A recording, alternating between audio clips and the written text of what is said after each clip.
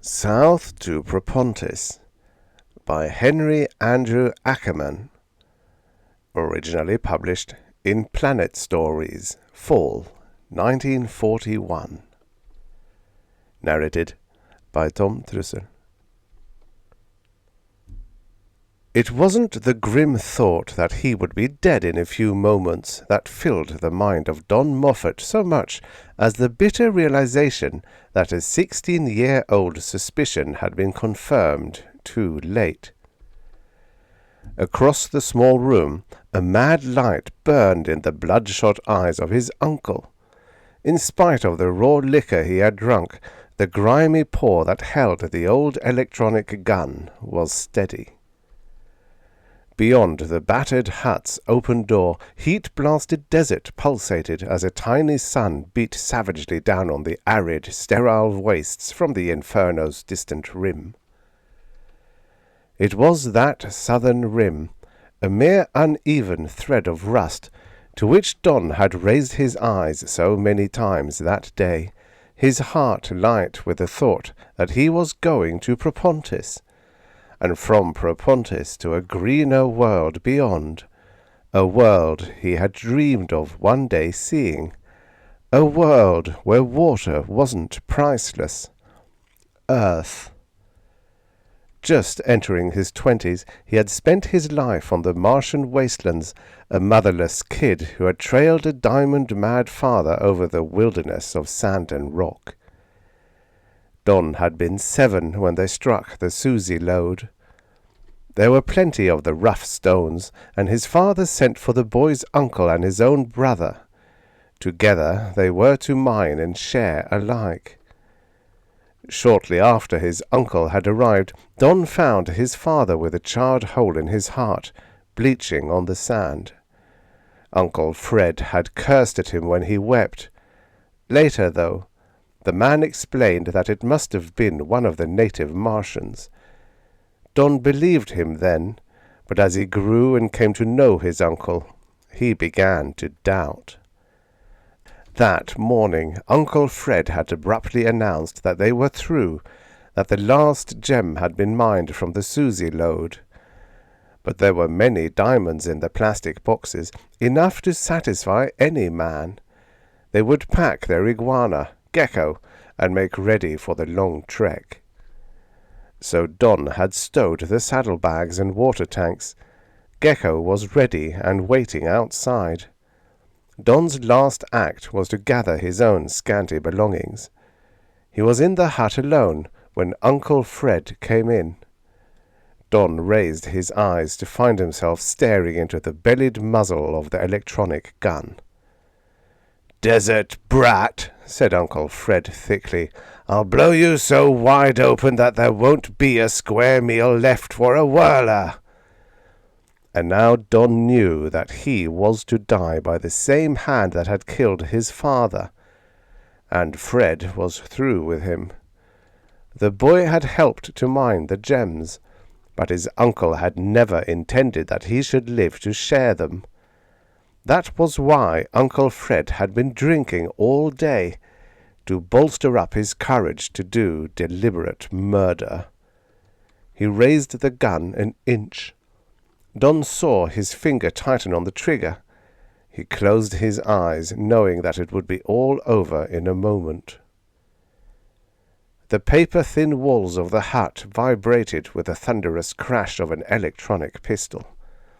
Donald's jaw went slack. For a paralyzing second he could only gape at his uncle. The man had uttered a choking cry, his fingers loosening the gun. Then he pitched to the floor in a limp heap. In the open doorway stood a bullet-headed, brown-eyed man, holding a still-glowing electronic pistol. Over his shoulder peered a bearded, thick-lipped companion. Bullethead shifted his gaze to the boy.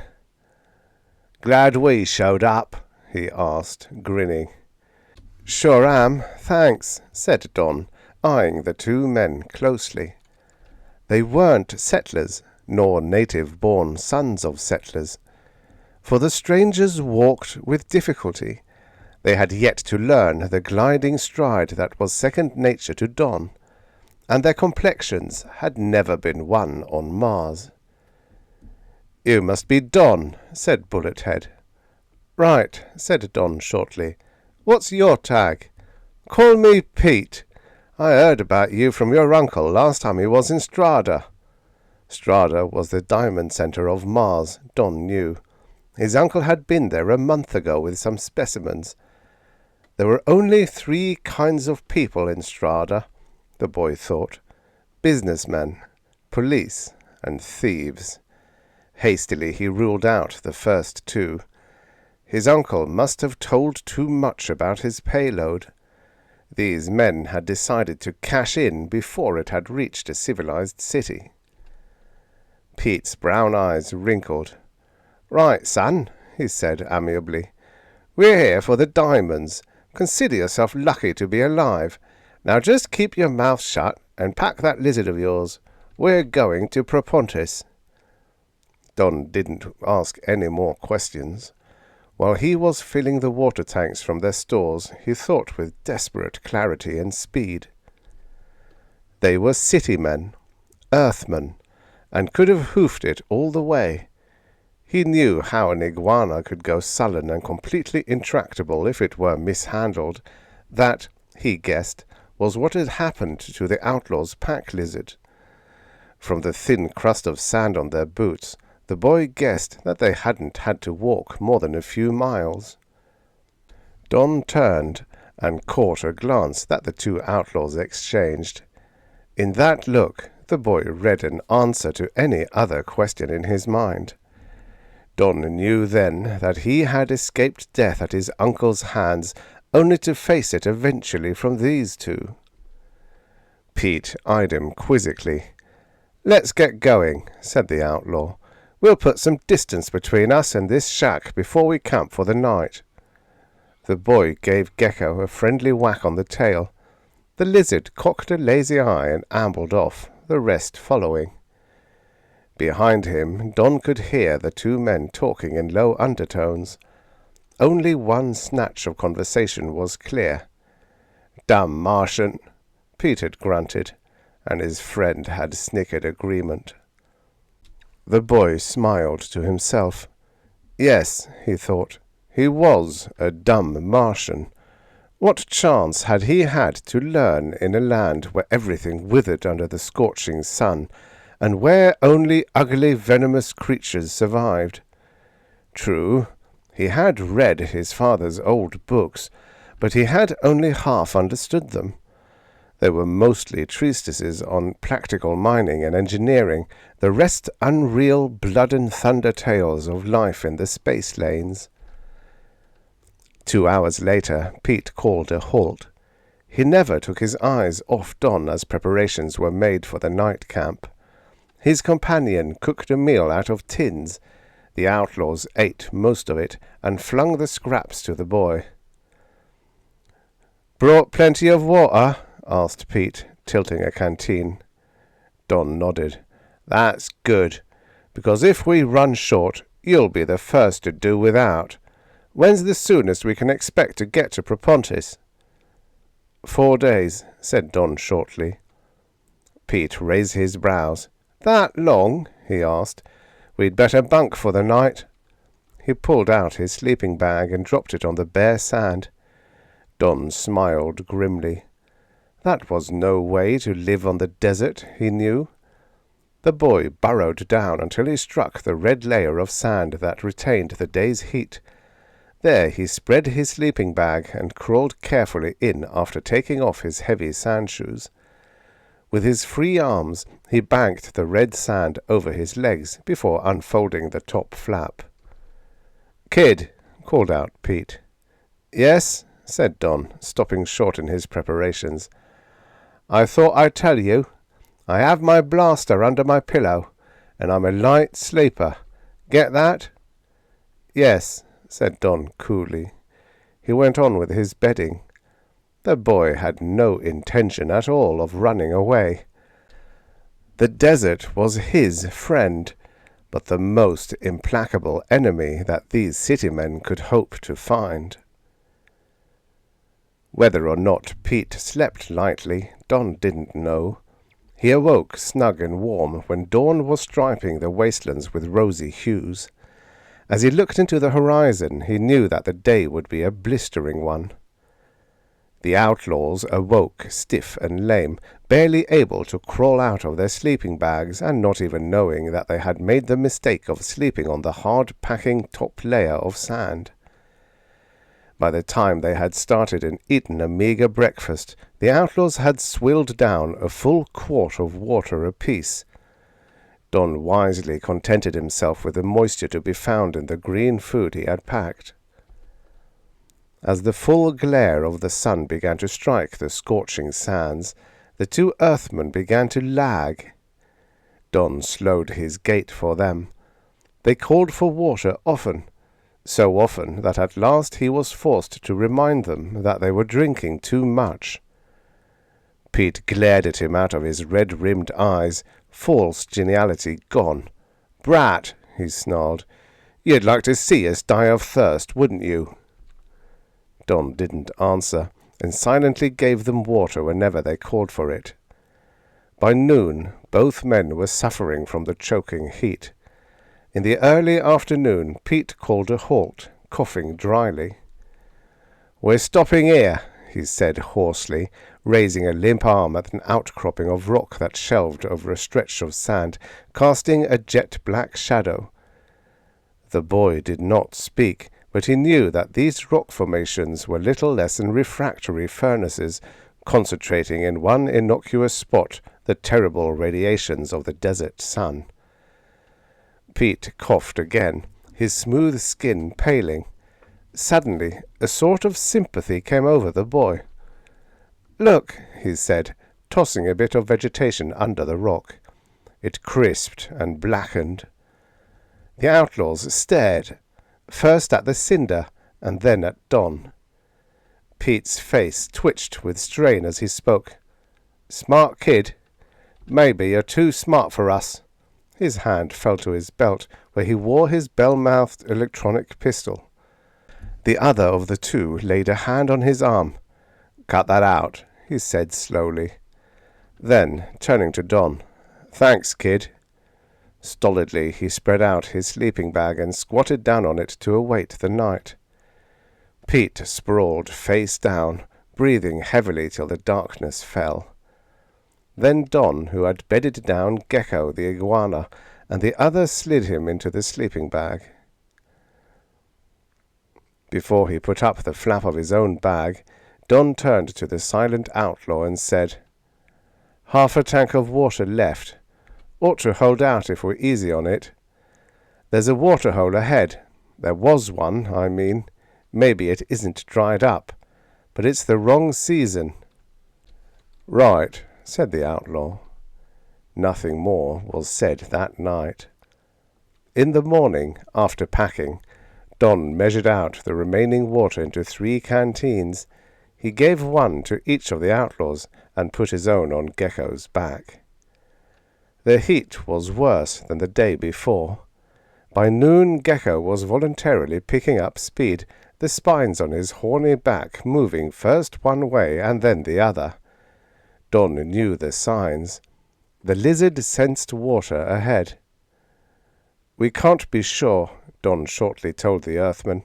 "It might not be drinking water for us." 30 minutes later they came upon it, a small patch of rust-red mud and slime. One of the outlaws groaned. "Dried up," whispered Pete dully. Don said nothing. There was some coarse growth that the pack lizard began to eat. The boy was glad of that. He had begun to worry about Gecko, but now the iguana would be good for a longer trek than the one before them. Pete was on his knees, clawing at the mud.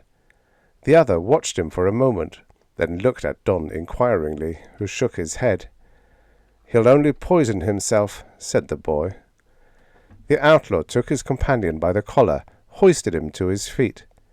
"Take this," he said slowly, offering his canteen. "That mud's deadly." Pete took the canteen and tilted it, swallowing convulsively. His companion pulled away the precious container. "That's enough," he said. "It has to last." A wild curse ripped from Pete's lips. He snatched back the canteen and drew his gun. In a voice that was hard to recognize as human, he rasped, "Stand back, you and the brat!" His finger whitened on the trigger of the blaster. And then there sounded about them a curiously soft, derisive hooting, seemingly from every point of the horizon. Pete stared wildly about him. There had risen from the sand, it seemed, ghostly shapes, tall, spindly creatures holding recognizable blowguns against their lips.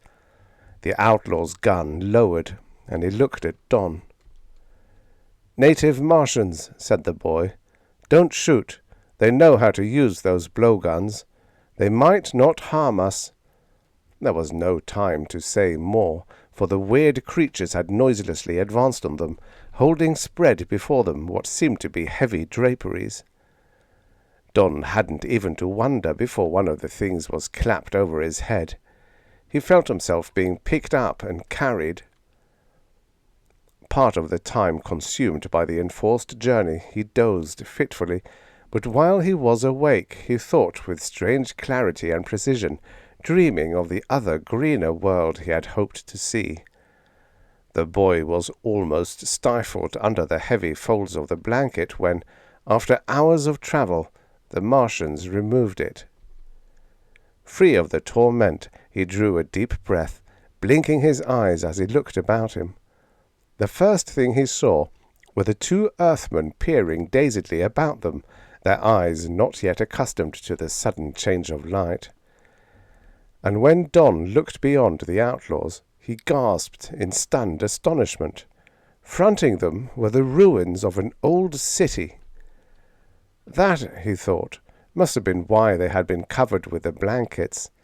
The Martians wanted to keep the location of the place a secret. It seemed to the wondering boy that giants had played here a while. He saw great statues, perhaps of forgotten gods, misshapen things with cruel faces, tumbled over on one side. He saw vast paving stones hewn from solid rock, thrust up from their bed of sand, standing at all angles, cracked and split. He saw great buildings, strong as fortresses, fallen into ruins. In one place, that must have been a public square, a tide of sand broke in still waves about the base of a truncated pyramid. "Where are we?" choked Pete, the first of the three to recover from the shock. He stared about blankly. "It's like a city of the dead," he whispered hoarsely. "You're right," Don told him. "It is a city of the dead. An ancient, long-deserted city of the Martians, the ancestors of the degenerates who hold us captive. This band uses it as their base from which they launch raiding parties." Don had no time to say more. The Martians goaded their captives ahead of them down streets that had once echoed to the tread of 1,000 feet. The humans picking through squares where multitudes had shouted saw no other living thing but a shimmering green lizard that basked on a fallen god. There was no sound but that of the ever-creeping sands. The old people were gone, leaving only ghosts, and the handful of time in its unhurried way had long since set about the task of wiping out all trace of their existence. The party turned suddenly around the jutting corner of an immense white stone edifice. Then Don saw something that took his breath away. Before him was a great towering structure, a temple judging by the cryptic signs that adorned its face.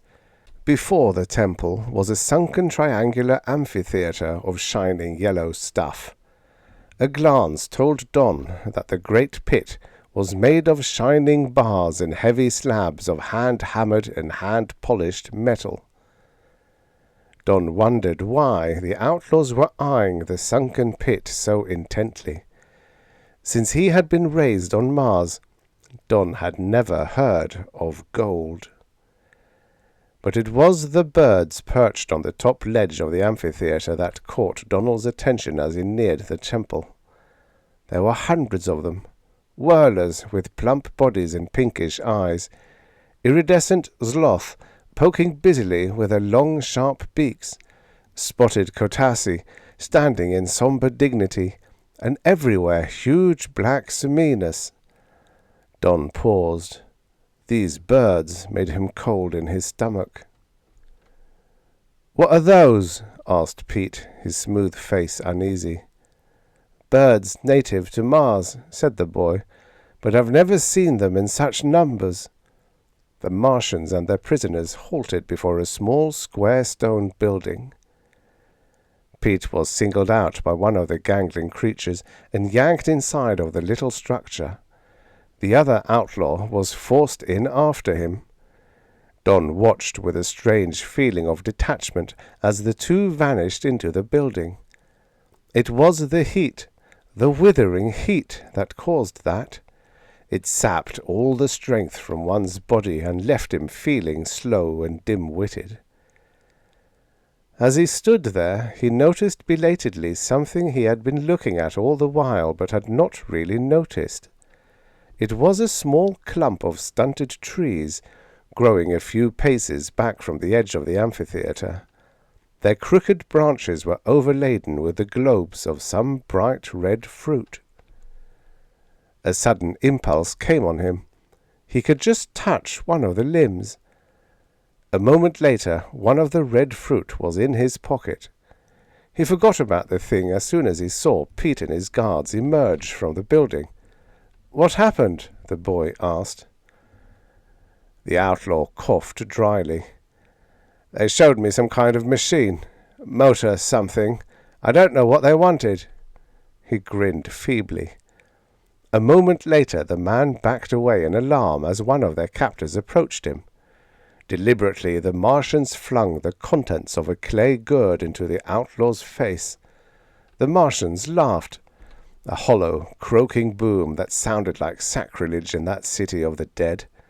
He gave some order in his gobbling tongue, and two Martians unceremoniously shoved the weak, struggling earthman into the deep pit of the amphitheatre. The Martians looked on stolidly as the outlaw raved and cursed, berating them. Then, suddenly, the air above the pit seemed to blast wide open. A shrieking, unhuman sound beat at the ears of the boy. He jerked his arms up to shield his face. For the hundreds of birds clustered grimly about the city were in flight, necks outstretched, eyes glittering, feathered bullets. Pete screamed faintly and fell to the ground, shielding himself. Then he was overwhelmed by the dark, whirring mass. The birds had gone berserk. They drove straight for the man's face, hundreds of them. His flailing arms smashed against their soft bodies, batting them out of the air, crushing them to the ground. But hundreds more took their places, pecking at him with frenzied beaks, uttering harsh, discordant cries. It had all happened so quickly that it caught Don off guard. It was incredible. Birds attacking a human being. He jerked forward. Immediately Martians rushed to the aid of his guards. His young muscles strained to break their grip, but in their hands he was powerless. Agonized, he watched Pete die, a swaying, staggering figure seen dimly through a heaving whir of wings and stabbing beaks. Finally it was over, and the birds, flying heavily, reeled through the air to their old posts, leaving behind them 100 dead and dying of their kind, the result of the outlaw's frantic blows. The boy turned his eyes away from the gory mess on the floor of the amphitheatre. In spite of his horror, his mind was working with desperate clarity. Birds do not attack human beings. It was against nature. What had maddened them to their deed? His eyes widened as he saw the second of the outlaws dragged from the little building, his face dripping with a fluid. And then a forgotten memory linked itself with what he saw. The liquid that had been poured on the Earthman was xthola, Martian language for bird lure. It could be distilled from certain wasteland plants which the birds ate as a natural tonic and medicine. But the concentrate of these plants had no mild effect of stimulation. Birds went mad when they smelled its faint, pungent odor. It had a tropic effect on their ganglia. They had to go to it, gobble it down, and wallow in the stuff. They pecked savagely at anything that had on it the slightest trace of the distillate. "The pit!" called the boy frantically. "Don't let them!" But one of his guards struck his mouth, and he fell silent, knowing that there was nothing more he could do to avert the fate that was before the outlaw. The man was wholly paralyzed with fear. The Martians laughed as they hurled him into the pit. Again the birds swooped, converging on the terror-stricken man from all points of the compass. They flung their soft bodies against him at murderous speed, sharp beaks stabbing till he bled from a myriad wounds. When Don looked up again, the birds were reeling back through the air. The boy could not bring himself to look at the thing in the arena. A sudden chill gripped him as his guards grimly took his arms. They were leading him to the little building from which had come the Earthman. He thought swiftly, and he was to undergo a life-or-death test. He held himself tense as they passed through the ancient doors of the structure. The walls, he saw, were studded with tubes that had not lit for untold millennia. Machinery of bizarre design covered the floor. The boy jumped as a Martian touched his arm. The gangling travesty on humanity pointed grimly at a device that alone of the machinery seemed to have been dusted off and wiped with oil. It was a small motor. The motionless belts and brushes seemed oddly familiar to the boy. Then he had it. He had seen pictures of just such motors in one of the old books of his father. But what did the Martians expect him to do? Obviously the natives wanted him to start their machine, but how could he? He had none of the sources from which electricity was derived, no steam, no water power, as they called it on his father's planet.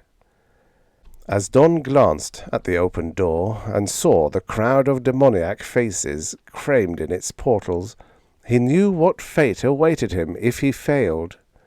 The same ruthless sentence that had been executed on the outlaw Earthman would fall on him.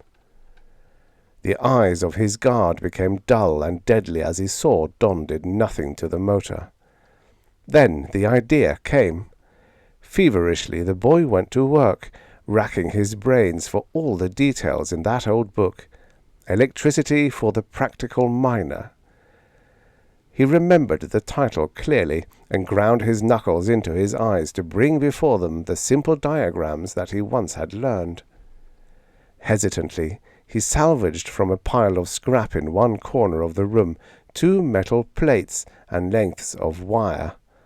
One, he fervently prayed, was copper, and the other zinc, but he could not be sure. The boy clumsily connected the 2 terminal wires of the motor, one to each of the plates. Then he did what seemed a foolish thing. He took the globe of red fruit from his pocket and sliced it neatly into thin layers. Don laid the dripping slices atop the copper plate, and then, his heart cold as ice, laid the zinc plate atop the fruit. The Martians watched coldly, grunting to themselves. Their eyes were on the world-old motor. Slowly, incredibly, the thing turned over. The straps sped over the drums. The brushes fizzed and emitted inch-long blue sparks. And from overhead came a sudden terrifying wail like nothing that had been heard on Mars for countless ages. It was not the cry of an animal, nor of a man. That was all the boy knew as he backed against a wall of the building. The noise rose sickeningly in a demoniacal shriek. The Martians seemed paralyzed by the awful sound. Then, with choking cries, they broke ground and ran, their eyes popping, and the shout, "Kursaech!" bursting from their lips.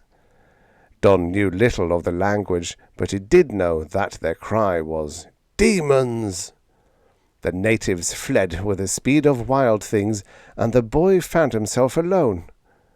No, not quite alone, for into the door of the little building poked the familiar old head of Gecko, Don's pack lizard.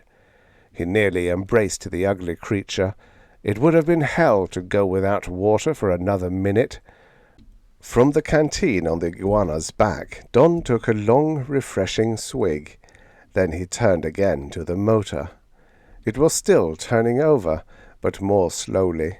He was about to separate the plates when it stopped of its own accord, and the fiendish wail from above died away.